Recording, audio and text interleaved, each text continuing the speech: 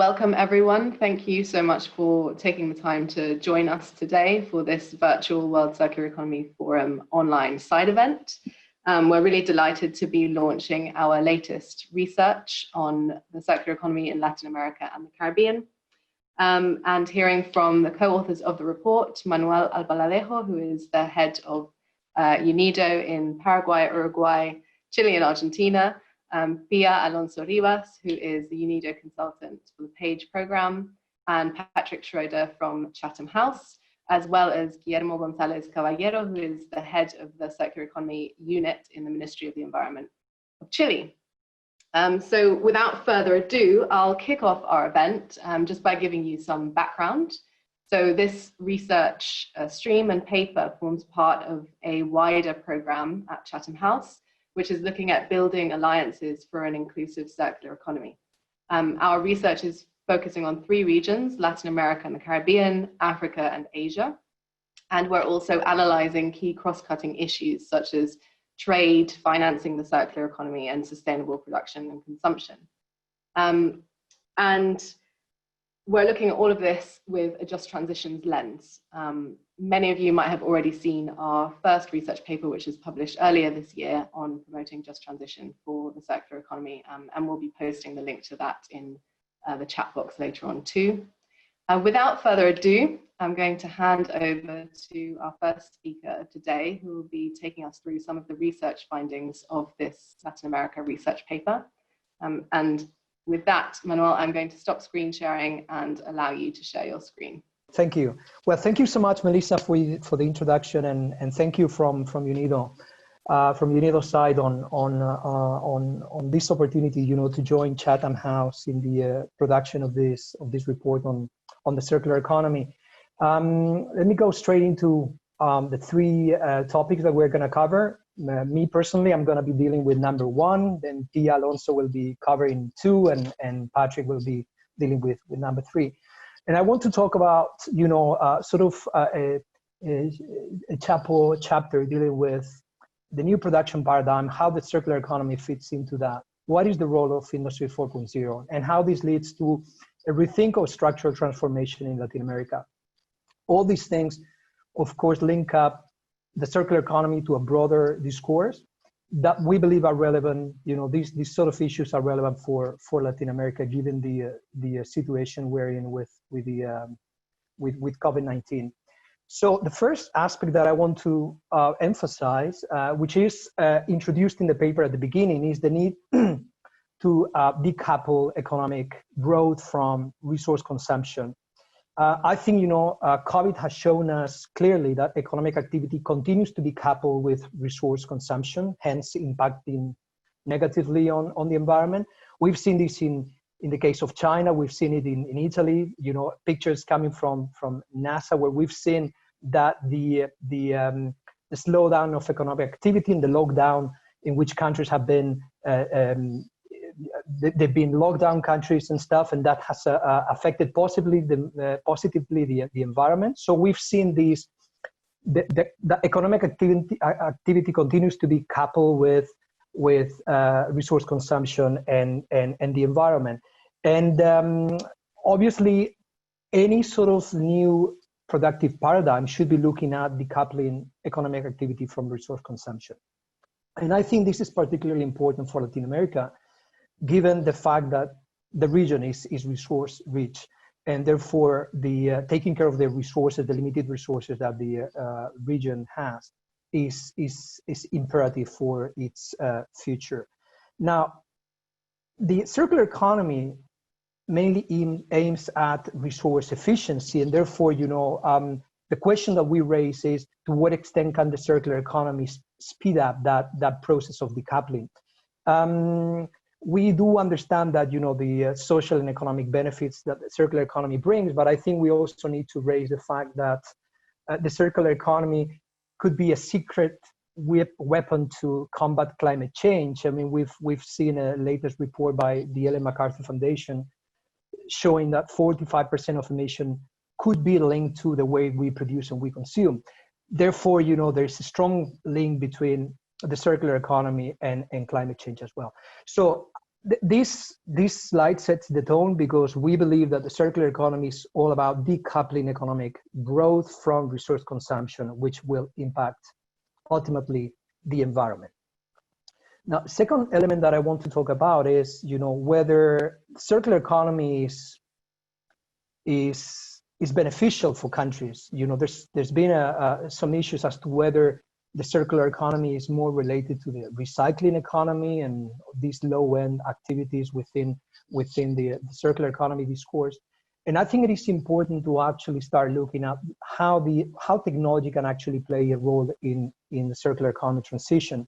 The idea, obviously, is for countries in Latin America to shift away from traditional low-end activities like recycling or waste to energy through higher-end value-added activities, which could include eco-design or the servitization of activities. And we provide a few examples in there. One example that we give is 3D printing, and which aims at designing out waste right from the beginning through the production of prototypes. Intelligent waste management systems, which allow through sensoring, big data analytics, and cloud computing, the communication between trash bins and trucks, which become data collectors, that information is being shared with municipalities, recycling centers, and remanufacturing companies.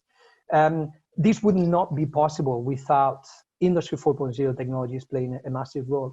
And when we talk about servitization, which is possibly the most high value added activity within the circular economy, which basically means shifting from selling products to selling services, then Industry 4.0 plays a massive role. We need to start thinking about smart sensoring data platforms, location detection technologies, which allow servitization to happen. So all these ideas are examples on how the circular economy is also linked to a technology transition. We believe that in this report we've placed a strong emphasis on how technology can be a catalyst for a just circular economy transition. Now, in terms of what's cooking in Latin America, as far as this technology transition is concerned, we just looked at a few numbers in terms of R&D spending. We've come to realize something that we knew already. Now we're linking it to a circular economy, but we've seen that the share of R&D in GDP spending is very limited in Latin America. We're looking into, it's around 0.7% of GDP. And if you filter it out by how much of that is financed and executed by the private sector, you get only 35% of that out of that. So Industry 4.0 is important, but the technology transition that needs to occur for that transition to be high value added is not there yet in Latin America. So we place a strong emphasis on the importance of technology development for this transition. Finally, I want to talk about structural transformation. There's been discussions with COVID-19 on the need to rethink our productive economic model in the region, and that is being claimed by ECLAC in its COVID-19 series. Even Alicia Bárcenas herself has been very adamant about the need to rethink the economic development model in the region. Now, traditionally, we've seen a region that is too attached to resources, and therefore the obvious structural transformation shift has been from primary and extractive resources into manufacturing. And while there's a part of truth in that, there's also a few trends that we've looked into the report that need to be taken into account. The first one is the commoditization of manufacturing. We've seen prices for manufacturing goods declining. They are at the lowest end in history.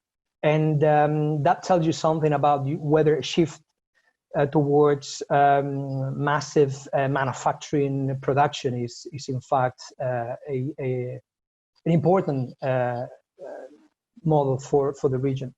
At the same time, we've seen a growing demand for certain types of minerals and primary goods, in which the region seems or continues to be strong. This is the case of all the minerals for the electromobility of the future.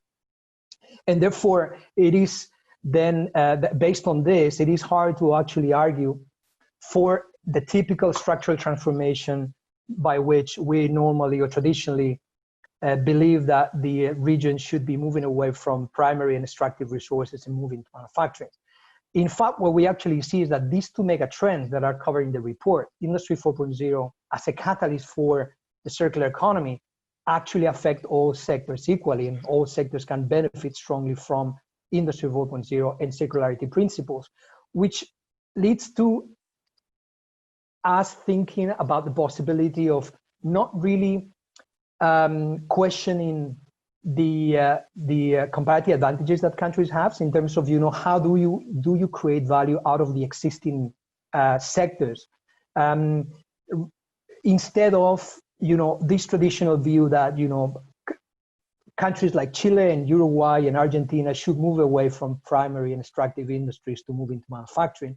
In fact, it's hard to argue nowadays that the productivity gap between primary and manufacturing could not be bridged through Industry 4.0 and circularity and circularity practices. So I think there's an interesting topic that the paper covers, not in depth, I must say, but it already raises the issue that these two mega trends are in fact at the heart of the discussion on structural transformation in the region. Yeah. So without further details, I'll pass the floor to Pia, who is going to be talking about LAC institutions and policies. Thank you. Thank you, Manuel. It's a pleasure for me to be part of this panel. I would like to focus on the role on the relevance of the institution and policy framework to foster the circular economy in the region. We have one first finding in this report, that strong institutions and policies are key to the success of the circular economy transition in Latin America and the Caribbean. What we want to emphasize here is that we need strong institutions with high transparency, fiscal responsibility, and effective public expenditure to achieve the sustainable development of the countries in our region. And here we identified 3 countries that we named in the report as the frontrunners, referring to circular economy. These countries are Colombia, Uruguay, and Chile. I'm not going to mention the Chilean case, as we have Guillermo Gonzalez here with us, sharing their work on the design and developing of the circular economy roadmap in Chile. So I'm going to mention briefly the Uruguayan and Colombian case. Colombia launched the National Strategy for Circular Economy in the year 2018 with an updated version in 2019. And there they established clear targets related to recycling targets. By the year, they need to improve their recycling targets by the year 2030. And so, but previous the elaboration of this national strategy, they were working hard on different national policies. For example, the national policy on sustainable production and consumption. And they were also one of the first countries in the region to adopt the extended producer responsibility schemes, and to include this type of EPR schemes into the framework regulation. Moving to the Uruguayan case, Uruguay is strongly working on environmental issues and the promotion of circular economy in an interinstitutional manner. For example, for the elaboration of national strategies, which are prioritized by the country's agenda. To give some examples, we have the National Bioeconomy Strategy and the elaboration of the Circular Economy National Plan. the Uruguayan government involved in the elaboration of this national plan, different working groups from different institutions, government institutions, and also the academia and civil society, and in some cases also the private sector was involved.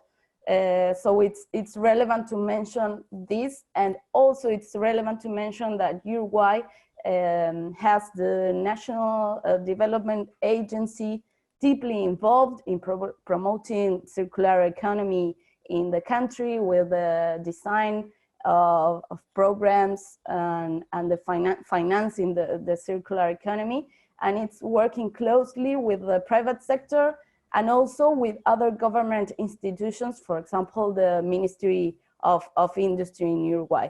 This ministry in Uruguay, it's a relevant actor promoting the circular economy in the country, which leads me to the second finding of this section of the report, that is that circular economy cuts across sectors and institutional boundaries.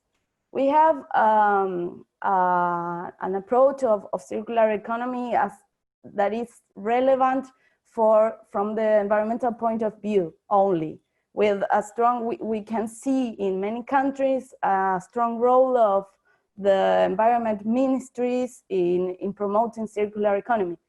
But it's also relevant, and we mentioned this in the report, that we must see from an industrial perspective the circular economy in the region.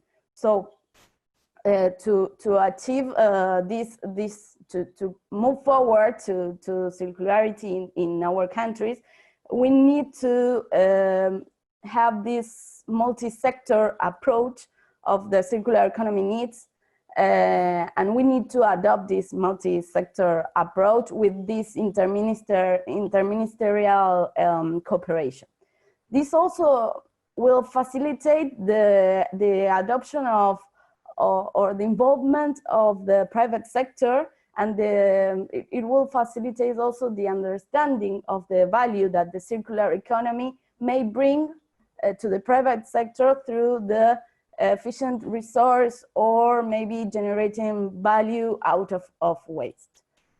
Moving to the third finding of our report in the institutions and policies, we highlighted here that there's like a dispute between the economic growth versus the social and environmental achievements. During the last years, the region suffered from a decrease in the economic growth, which this generated a lot of concerns, and new governments were elected, and they had this idea that to pursue economic growth in many countries, not all of them, but to pursue the economic growth,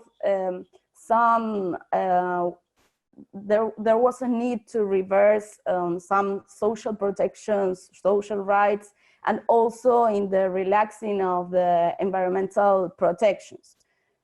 This, of course, will threaten the achievement of many sustainable development goals of the countries in Latin America and the Caribbean, and it will definitely interfere with the transition to an inclusive economy.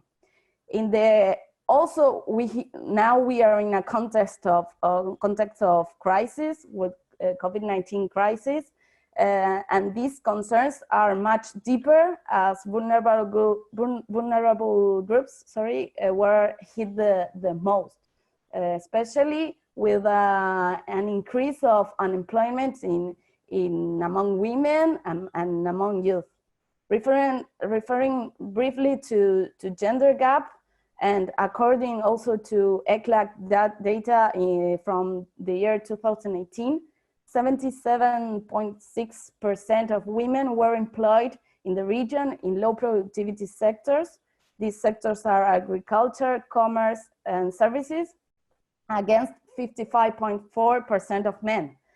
Moving to sectors with an average productivity, such as manufacturing, construction, transport, these numbers goes from 13.8% of women employed in this type of sectors versus 35% of men employed in these sectors.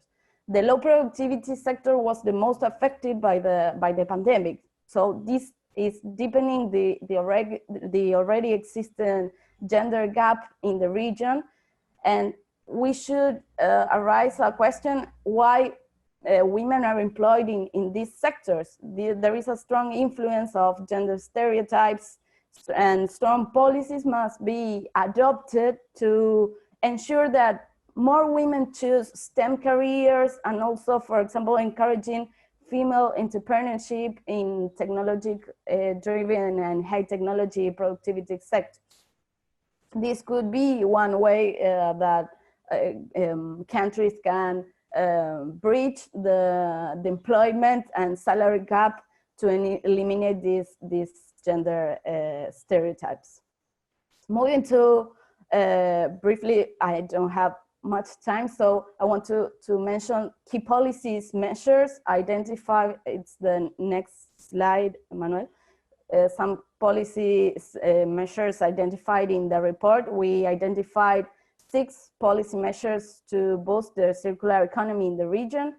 And what it is relevant to mention here that most countries in the region have introduced one or more of these policies measures identified. To mention it quickly, we have their national circular economy roadmaps and strategies. As I mentioned, the Chilean case and Uruguayan case, Colombia, here we have some of them have been developed or are in the process of developing these roadmaps and strategies. We have there also the cases of Ecuador, Peru, Paraguay, El Salvador, Cuba, Dominican Republic.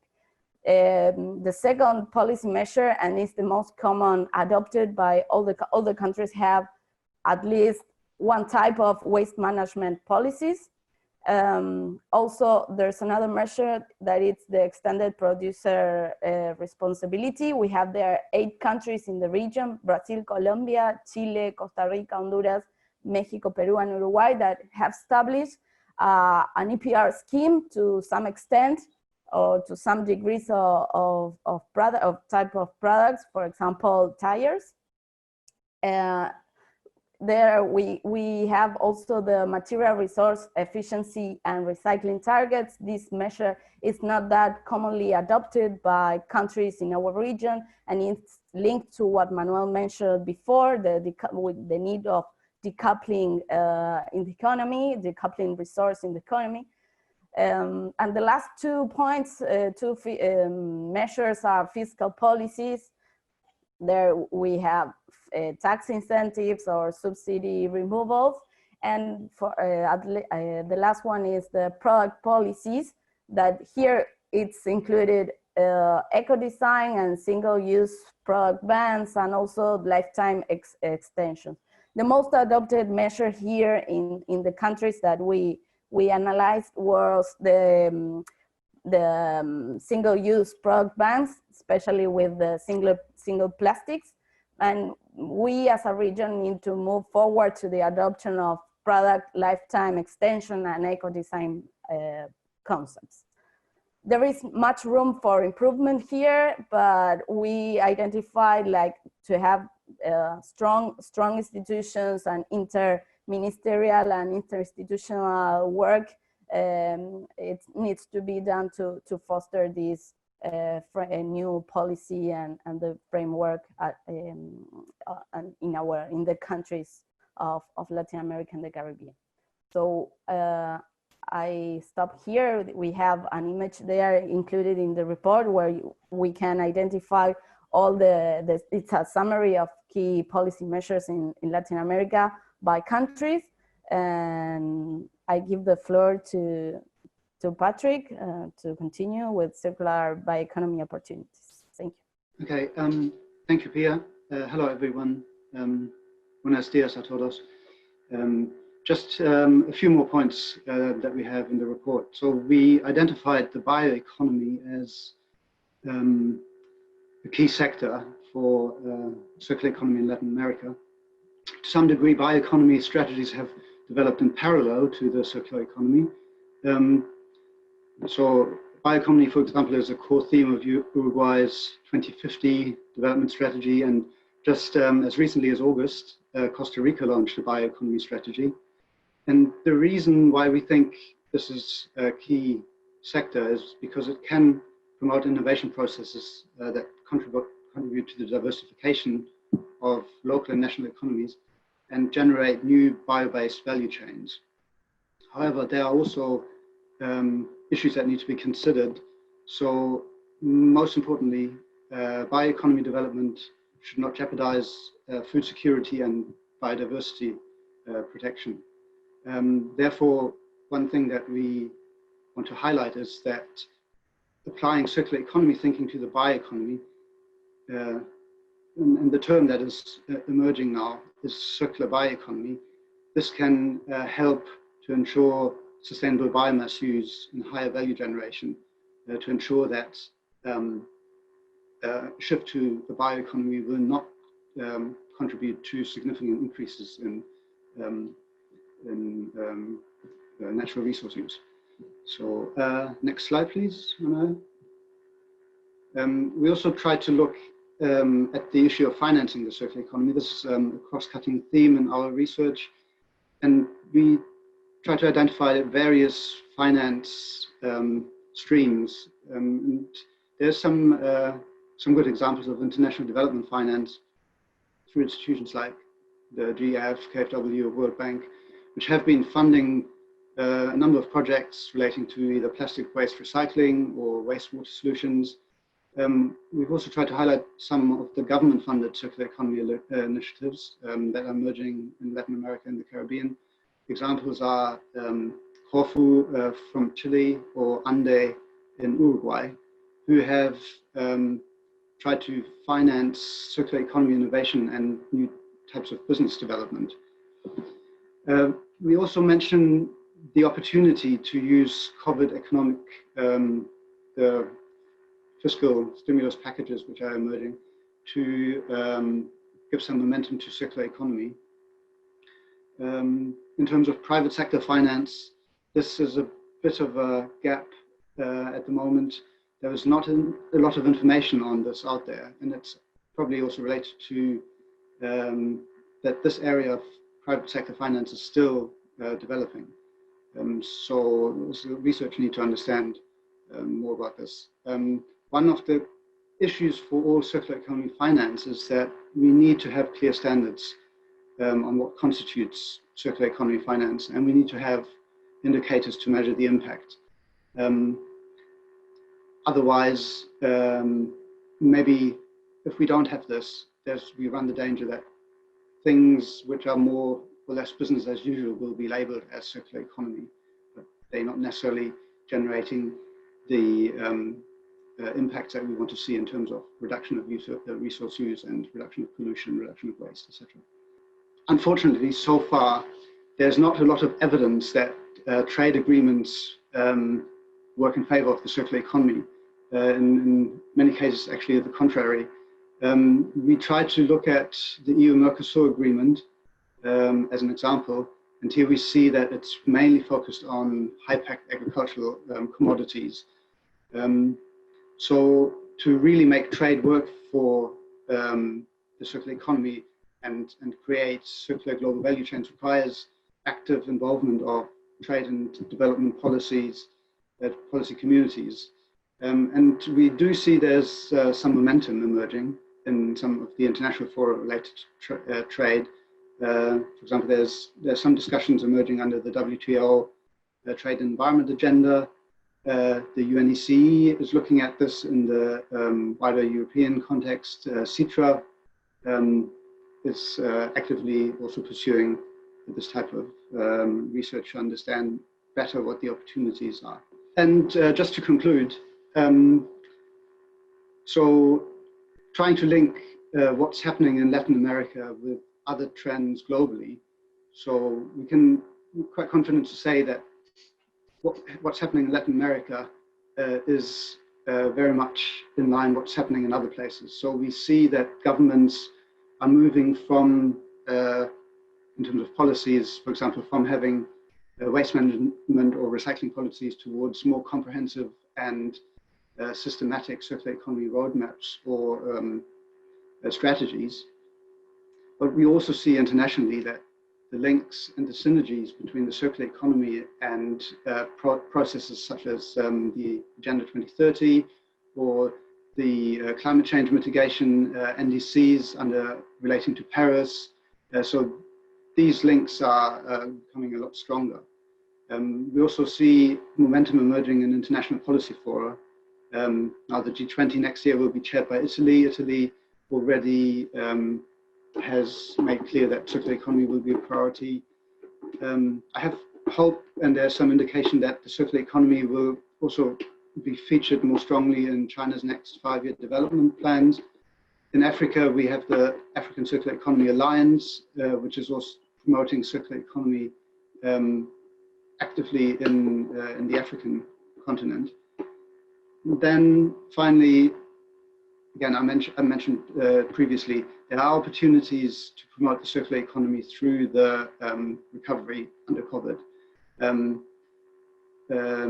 One example is the EU Green Deal. And I think this is an opportunity not only for Europe, but for many countries. However, what we need to mention also is that the circular economy will not be a quick fix to increasing GDP figures. So the circular economy should not be seen as a solution to generate a V-shaped recovery. Instead, it's more like having the opportunity now to embark on this long-term transition that we need from a linear to a circular system. And I'll stop here. If you haven't had a chance to look at the report yet, please do. There are a lot more details in there, and please get in touch if you have questions or want to discuss further cooperation with us. Thank you. Thank you so much, Manuel, Pia, and Patrick, for that excellent summary, which we'll be able to dive into a bit more during the question and answer session. Just before I hand over to Guillermo, just to remind everyone that we are recording this event. We will be posting the recording on the event page that you signed up on afterwards. So feel free to share that with your colleagues and friends. And also that we obviously have simultaneous interpretation. So please do feel free, if you want to submit a written question in Spanish or even ask it verbally in Spanish, that's all fine. We're set up technologically to do that. If you wouldn't mind still writing your question in the chat and just saying that you want to ask it verbally, that would be great, just so that we can group the questions thematically. And with that, I will hand over to Guillermo González Caballero, who is the head of the Circular Economy Unit in the Ministry of Environment of Chile, to speak to us a bit about the progress in Chile so far. Thank you, Guillermo. Great. Thank you very much, Melissa. Hello, everyone who's here today.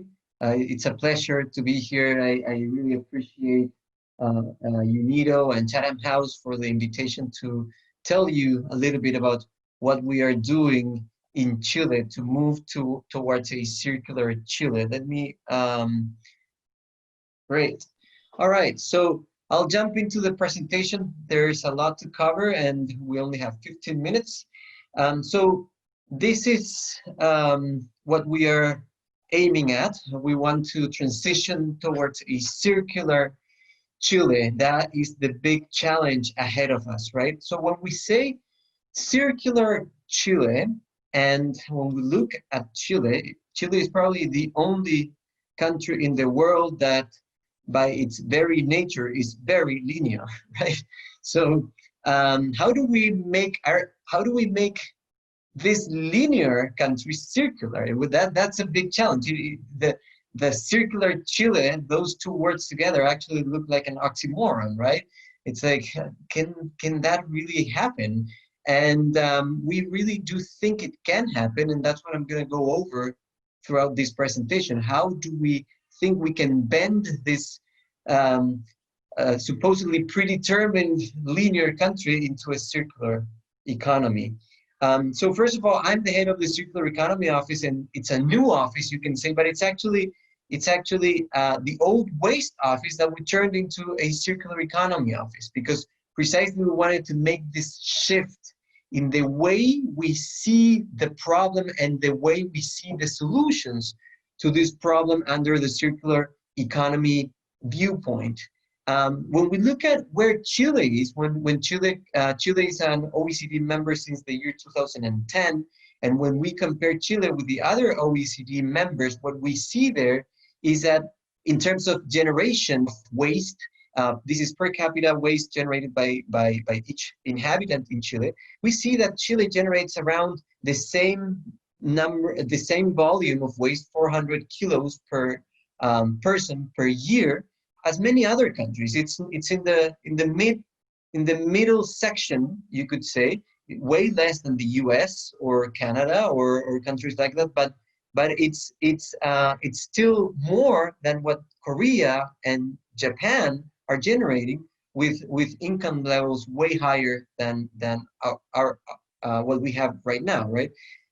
So it's in the bulk of the OECD scenario. But then when you look at what we are doing with all this waste, we almost fall off this chart, right? What we see here is that the blue line is what ends up in a landfill, and you can see all the different countries ranked by how little they take to a landfill. And what you see here is that in Chile, when you look at this from this viewpoint, the oxymoron really holds, right? Because we are really far from being today a circular economy, and that's what we see as the big challenge, but at the same time as a huge opportunity to meet environmental goals of several different types. And as Manuel just said, the climate agenda is also part of the environmental goals we want to tackle with all the actions we're promoting in the circular economy area. A lot of economic opportunities, a lot has been said in the previous presentation about this, but also a lot of social opportunities. And I'm gonna go back to this at the end of the presentation.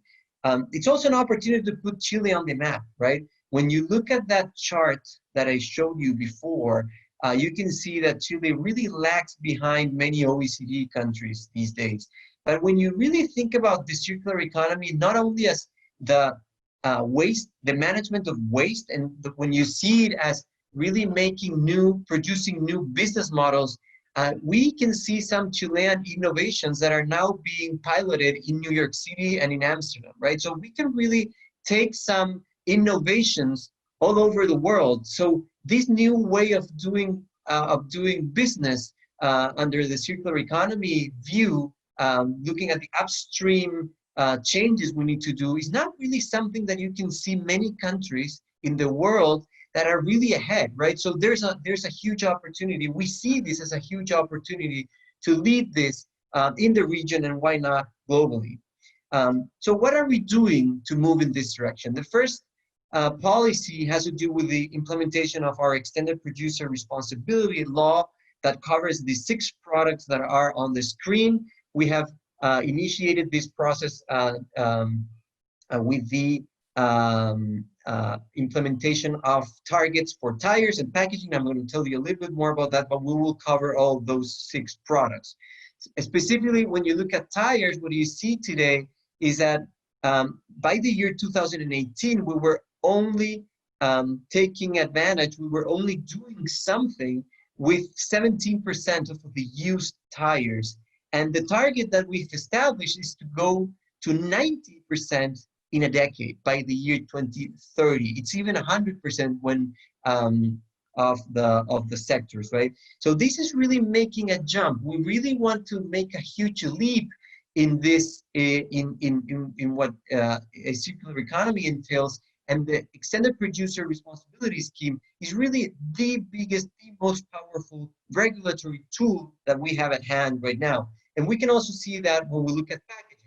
I'm not going to go into the details here, but what you can see is that we are regulating, like all the other countries regulating packaging under EPR, they are regulating the different categories by material. And what you see here is that we're getting in a little bit over a decade to recycling targets that are pretty much what you can see in the most advanced OECD countries today, right? This is actually 80% of what the EU targets will be at that time for all EU countries, right? This means multiplying by a factor of 5, the total recycling rates that we will have in Chile.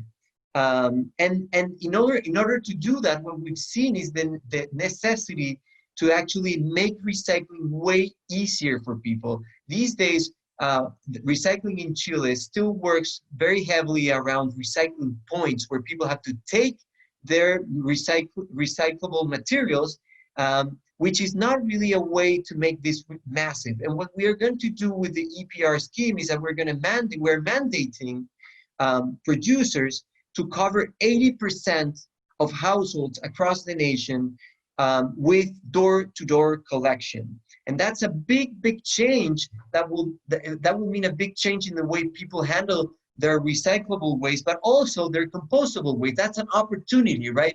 This is what led us to also focus on organic waste along the next few years, because we see that as we ask people to sort their waste, their recyclables separately from the rest of the waste, we also want to make that cultural transformation all at once, and we want to invite them to also sort their organic waste separately. And that's why we developed this national strategy on organic waste that we are that just finished its public consultation period last week, and that we will have it approved. We hope to have it approved by the Council of Ministers by the end of this year. This strategy aims at reaching a 66% recycling composting rate of all organic waste. Another big area we've been tackling has to do with plastic pollution. We have several different initiatives there. Some of them have to do with voluntary initiatives. We've been working with the private sector, such as, for instance, the Chilean Plastics Pact, which we've worked with the Ellen MacArthur Foundation. We were the 3rd country in the world to launch such a pact, and it has several commitments, voluntary commitments from the companies that are there, that are participating, such as, for instance, getting to 100% of all of their packaging being recyclable, compostable, or reusable by the year 2025. We were the first country in Latin America to ban plastic bags, and we are now moving in the very, very strongly to approve a second law banning a lot of other single-use plastics that we realized were totally unnecessary. A third area, I should say a fourth area, so we had EPR, we had organic waste, we had plastics, and the fourth area is construction. It's a huge user of materials, a huge generator of waste, and we developed there with the Housing Ministry and with the Public Works Ministry and the Innovation Fund, Corfo, right? We developed this roadmap for the circular economy in the construction sector. So we went over all these different sectors, and what we saw there is that there's a lot to do, and then there's also many things that repeat itself over and over again, and that's what took us to the need to really develop a comprehensive, holistic circular economy roadmap that covers the next 2 decades. This is something that, as has been mentioned, has been done by many different countries, including some countries in the region, such as Colombia, and this is the big policy instrument that we have right now at hand. We've been working very heavily over the past few months. We had to do it all over the internet, as you can imagine, but it's worked really well. We convened 33 organizations, the leading organizations of the country, to develop together, to co-build, to co-construct this roadmap, which has specific targets. These are the preliminary targets that we have set by the year 2040. boost our recycling rates, go from 4% over 5%, and creating 180,000 new circular jobs. And this is something that takes me back to the social aspect, right? Here I have a picture that's myself with two of the leaders of the informal waste pickers here in Chile. They have led the association for over the past several years. Ezequiel Estay, he unfortunately passed away out of cancer in January of this year, and we have been working very heavily to honor his legacy and to make the transition to a circular economy a real opportunity for waste pickers and other informal workers around the circular economy, to make this an opportunity to really raise their living standards, their working standards. So these 180,000 jobs is really a crucial part of all of this strategy. We want to make this become a very clear social opportunity as well. So that's a very brief overview. We can go into the details over the questions. Thank you very much, Melissa. Thank you so much for that excellent and insightful presentation, taking us a little bit into what is happening in Chile in more detail. We have had some great questions come in. I'd like to invite one of the first people who wrote a question. So India Burgess has a question about the need for decoupling economic growth from resource consumption. And I'd just like to ask India if she'd like to ask her question live. So India, I'm going to allow you to talk. So you should now be able to speak from your microphone. Hi, hello. Hello, thank you. Hi. Would you like to pose your question? Yeah. And then perhaps Pia and Manuel might be the best place to answer, but Guillermo and Patrick, if you have anything to add, do jump in. Okay, great. So the question essentially is whether the speakers would make a distinction between the need for economic growth and therefore the need to decouple economic growth for high-income countries versus low and middle-income countries. Specifically, well, especially due to the kind of almost inherently environmentally damaging nature that economic growth can have. And if so, that if there is a distinction between low-income countries and high-income countries, at what point should that kind of the shift away from economic growth occur? Excellent. Thank you very much, Pia. Manuel, did you want to have a first crack? Yeah, thanks so much. Thanks so much, India, for this question. It's a great question, actually. And we did not differentiate between high income countries, middle income countries, and low income countries in the region. I mean, quoting Kate Rapeworth of Donut Economics regarding this business, we're all developing countries. And I think we do understand that there's a trade-off between those countries that really need to push for fast economic growth, given the conditions of people, especially now with COVID-19, and those others that could eventually do the transition at a much slower pace. That is clear. Now, that's under the assumption, India, that there is no opportunity for the circular economy to generate wealth. I mean, I think one of the things that come up very strongly in the circular economy discourse is the fact that circular economy is a transition that actually eats up part of GDP of a country, and it's a just transition, but it does not add up to economic growth.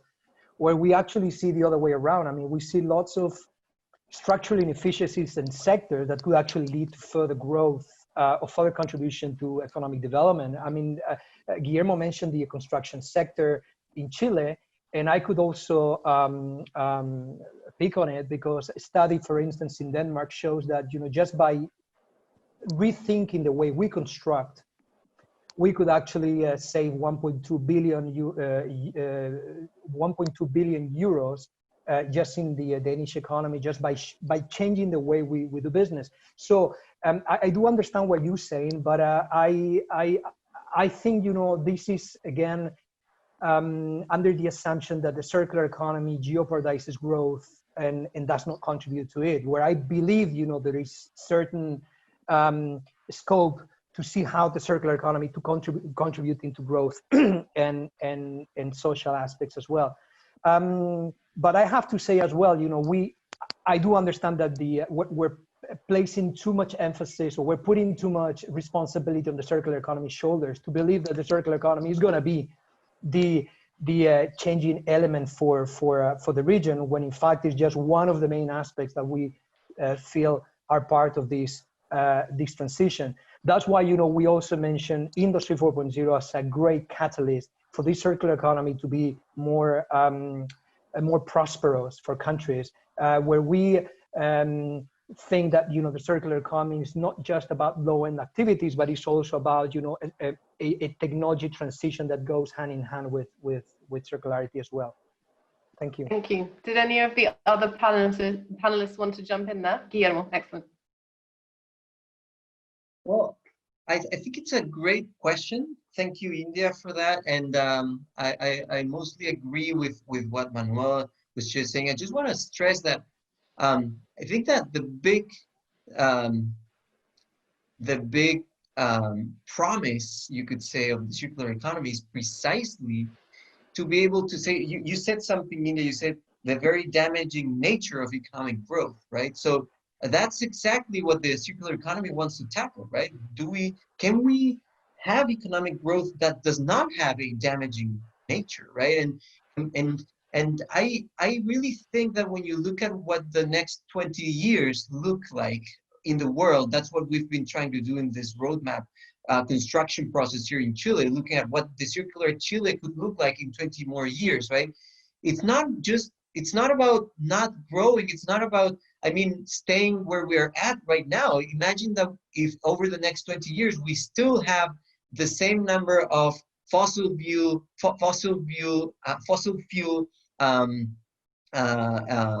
vehicles, right? That's not going to really take us anywhere. We really need to move. We really need to make a transformation. That is, if we want to make the world a livable place, we really need to make a transformation. And for many countries, that transformation will mean economic growth. For instance, here in Chile, we produce a lot of copper and we produce a lot of lithium, and we will see that those industries boosting as we move towards EV vehicles, right? The question has to do with how do we make those processes better, right? How do we really make that transformation better environmentally, and as I stressed in my presentation, also socially, right? Thank you, Guillermo. And just to follow up on that point, because I think someone else also asked about this, and you touched on mining, which is obviously very important to Chile, and also the increased demand that is already being seen and will be seen more in the future for renewable technologies.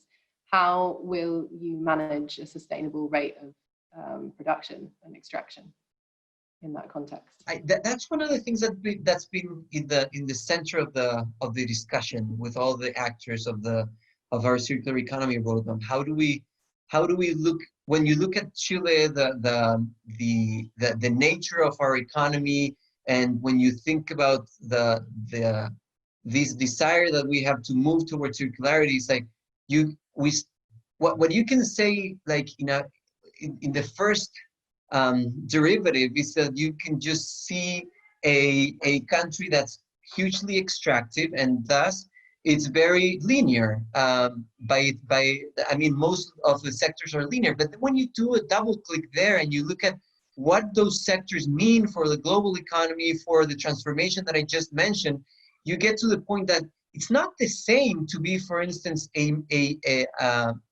extractive country like many that is heavily producing oil, or that is heavily producing coal, right? When we know those are the materials we want to get rid of. We really want to reduce to zero the volume of oil and coal that we use in our economies. When you look at the specific materials that we are producing, which is mostly metals, right? And we were discussing this with the OECD last week. What we saw is that metals is something that will grow. You know, even I mean, the low carbon economy of the future really will need way more metals, and will need a lot of lithium, for instance, for the lithium batteries, right? And so the big challenge that's ahead of us and that we've been looking is how do we use way less resources in those industries? For instance, when you look at the tires target, I mentioned that we will have a 100% recycling or valorization rate as a target for the mining industry for their tires, right? So basically what we're saying is that we really want to make all that context around the mining that we have going on is as circular as the most circular that's possible. You know, today what you see, and you can see images on Google Map here because the mining tires are so big, and what you see is huge piles of tires piling up in the desert in all the different mining areas, right? And what we are going to do now is to make use of those resources, make them circular again. Thank you. And just handing over to Pia for a last comment on this question before we move on to the next question. Really short comment to add for Manuel's intervention. We are not saying that the circular, we want to emphasize that the circular economy transition, it's a way we need to rethink the productive, how countries are managing their production and how the private sector is doing business. So we want to promote and to convince the private sector, for example, and the industrial sector that there's another ways of producing that it generates also benefits for them.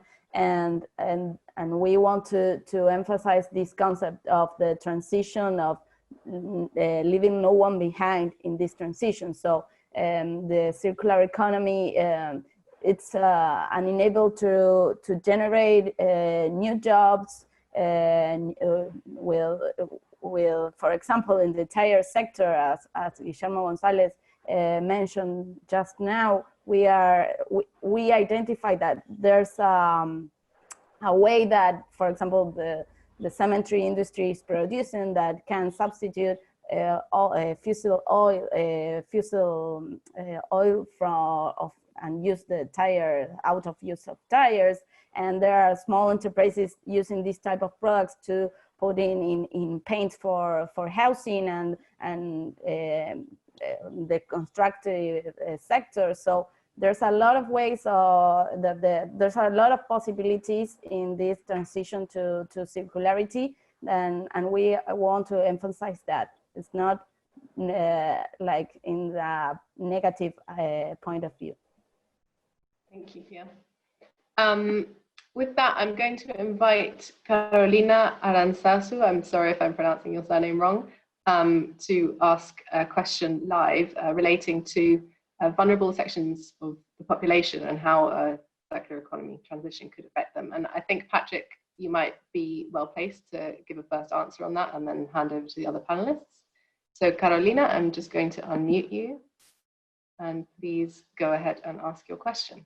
En el intento de precisar el alcance para definir ampliamente el tema de economía circular, pues la primera pregunta iba orientada a saber si además del reciclaje existen otros sectores económicos o eslabones de cadenas de valor concretas que hayan identificado que puede ayudar como a materializar este concepto de circularidad.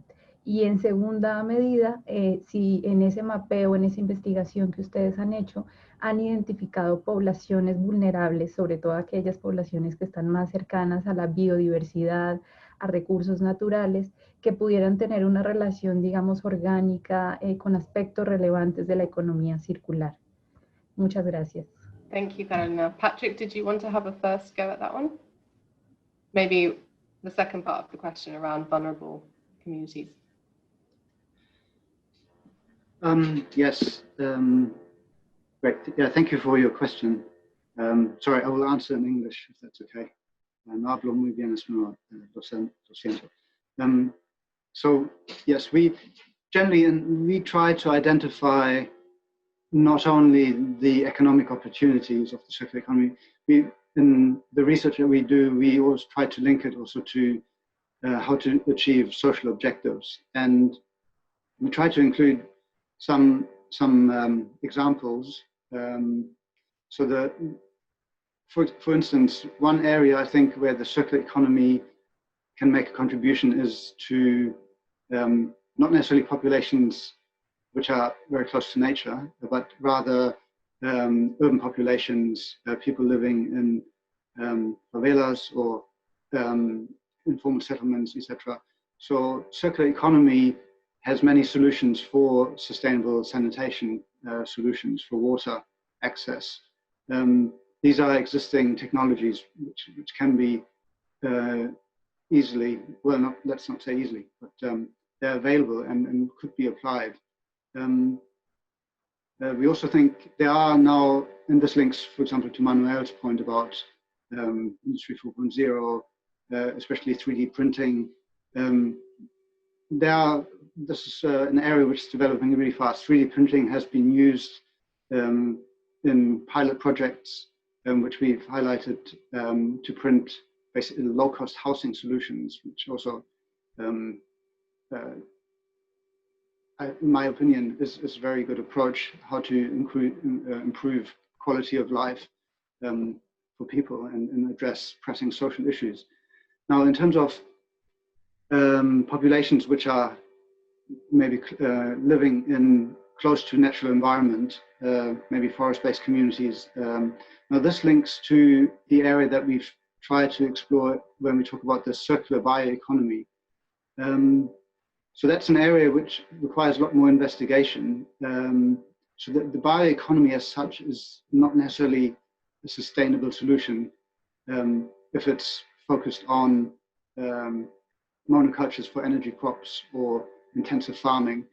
The bioeconomy can be sustainable if we include aspects of, for example, non-timber forest products, issues or approaches of agroecology, and many of indigenous communities in Latin America would be applying these practices. The other aspect is the knowledge, the indigenous knowledge of bioresources or the biodiversity. So within the bioeconomy, there's an area of biochemicals, biopharmaceuticals. So that's, if it's done in the proper way with the protection of intellectual property, acknowledging rights of indigenous people to those bioresources, that can be an area also for higher value generation that also benefits these communities.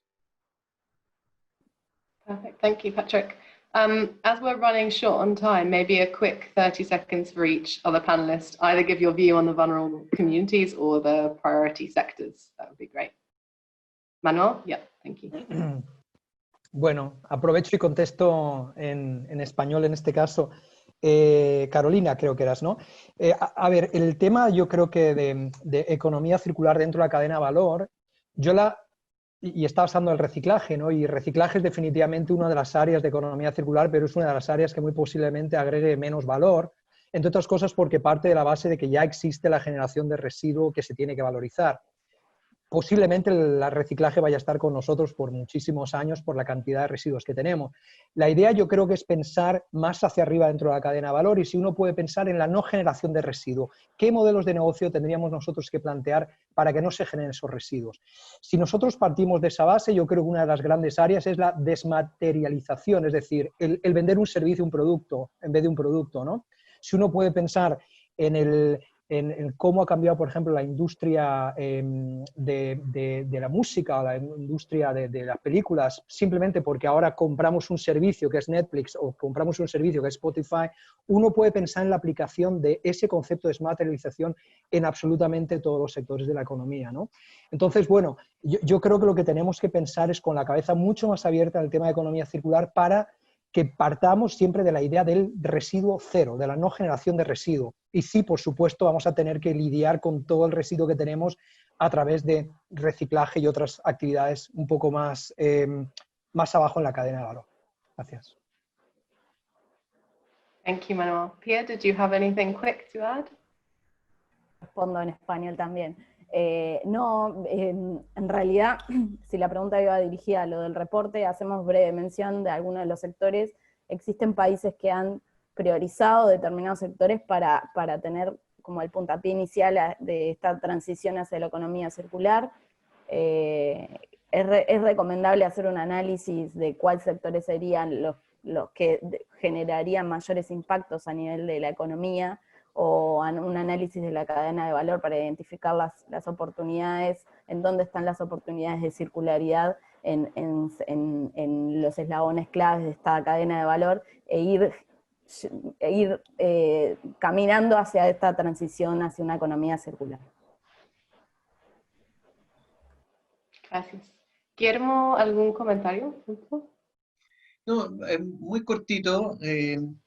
Creo que, o sea, ya lo dijeron, el reciclaje es una parte importante, pero por cierto no es lo único. Es solo mencionar, por ejemplo, la reparación. Nosotros en la hoja de ruta de economía circular vemos la reparación como un área con mucho potencial, donde es necesario invertir en capacidades, en skills, digamos, para las personas, ¿cierto?, que puedan desarrollar ese tipo de labores para reparación de distintos tipos de productos, principalmente aparatos eléctricos, o electrónicos, muebles, etcétera. Y eso también, o sea, hay otros ámbitos que están como no totalmente aguas abajo, como es el reciclaje, y que a juicio nuestro, y eso lo hemos estado consignando, como digo, en la hoja de ruta, tienen mucho potencial también. Thank you so much. I want to say thank you to all of our panelists, the co-authors of the report, and of course also Guillermo for joining us. It's been really fascinating to get an in-depth insight into the great work that you're doing in Chile. Unfortunately, we've run out of time for more questions, so we're going to start wrapping up now. And I would just like to share some of the upcoming work that we will be publishing via Chatham House. In particular, beyond this report, we're going to be publishing a Spanish translation, probably in about a month and a half maximum. And we're going to have a further report focusing on financing the circular economy, which is relevant really for all regions, coming out in January next year. In addition to that, as I mentioned, we're focusing on 3 regions. So we've already started our upcoming work on Africa and South Asia. And next year, we'll be starting a new work stream focusing on trade. And as part of that, we're very excited to pre-announce the launch of an upcoming new circular economy portal that will be launched in November this year. And I can give you all a sneak preview of some of the contents of that we think you might find useful for your work. So if you bear with me just one moment, I'm just going to run you through. This is a draft version of the website. So the data is still example data, but we will have final data up there in November. As you can see, there will be a data explorer showing trade flows of secondary materials, which is relevant to the circular economy. And then we will also have a map of the circular economy policies in Latin America and Caribbean, Africa and Asia, as well as Europe. And you will be able to go into these in depth. So by zooming into the region that you're interested in. So here we have Latin America as an example, and Chile. And you will be able to see all of the relevant policies, the date, the relevant ministry, and a link to the government website. And we will continue updating this webpage. So we really invite you to, get in contact with us if you see that there's anything out of date. We would be very happy to update it here. And we think it will be a great resource for everyone. And finally, just to mention that we will also have a page for articles, which we will publish from Chatham House, but also invite external authors that we're working with on key topics. So for example, in Africa and on Latin America, we already have a few schedules for launch. So please do keep your eyes peeled, and we'll aim to also publicize that as much as possible via our social media channels. And with that, really, I'm going to hand over to Patrick Schroeder to give some closing remarks. And thank you all again for your attention today. Okay, great. Yeah, very briefly, thank you very much for joining this webinar today. Muchas gracias a todos. Please stay in touch. We're happy to engage and to work together. We're open for collaboration and there are many questions that were answered. I was trying to answer some by typing responses, but please, yeah, if you want to follow up by email, please do so. And then also look at our website once it's published. And there will be a Spanish translation of the report coming up soon. So I hope you find this useful. Again, thanks very much. Hope to see you in our next events. Thank you all. We've just put up on screen an event which you might find relevant tomorrow, also part of the World Circular Economy Forum online, run by the Federation of Industries of Sao Paulo. And so we'd encourage you to sign up to that as well, in the spirit of collaboration and sharing as much knowledge as possible. Thank you, everyone. Thank you, Guillermo, Manuel, Pia.